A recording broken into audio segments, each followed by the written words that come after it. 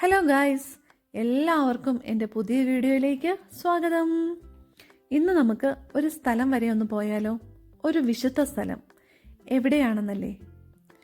നമ്മുടെ ക്രിസ്തുനാഥൻ്റെ കുരിശായി മാറ്റപ്പെട്ട ആ മരമുണ്ടല്ലോ, ആ മരം നിന്നിരുന്ന സ്ഥലത്തേക്കാണ് നമ്മൾ പോകുന്നത്.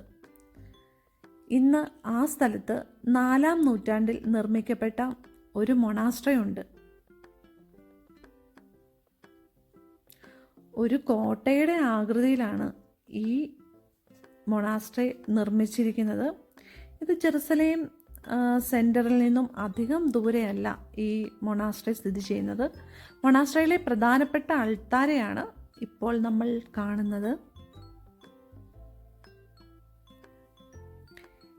ഈ ചില്ല് കൂടാരങ്ങളിൽ ഇവിടെ കാലം ചെയ്ത വിശുദ്ധരുടെ തിരുശേഷിപ്പ് സൂക്ഷിച്ചു വെച്ചിരിക്കുന്നതാണ്.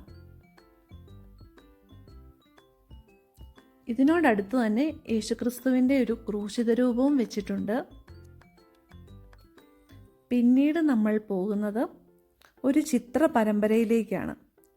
പാരമ്പര്യമായ കഥകളെ വർണ്ണിക്കുന്നതാണ് ഇത്.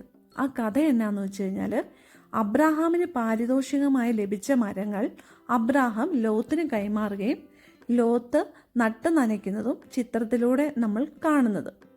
യുഗങ്ങൾക്ക് ശേഷം ഇതേ വൃക്ഷം മുറിച്ചാണ് കുരിശ് നിർമ്മിച്ചതെന്നാണ് പറയപ്പെടുന്നത്. ചില പാരമ്പര്യ വിശ്വാസം അനുസരിച്ച് ക്രിസ്തുവിൻ്റെ കുരിശാക്കപ്പെട്ട വൃക്ഷം നിന്നിരുന്ന ഭാഗമാണ് ഈ വെള്ളി ഫലകത്തിൽ കാണിച്ചിരിക്കുന്നത്. അപ്പോൾ എല്ലാവർക്കും എൻ്റെ വീഡിയോ ഇഷ്ടമായെങ്കിൽ ഷെയർ ചെയ്യണം, ലൈക്ക് ചെയ്യണം, സബ്സ്ക്രൈബ് ചെയ്യണം. എല്ലാവരും ഹാപ്പി ആയിരിക്കും.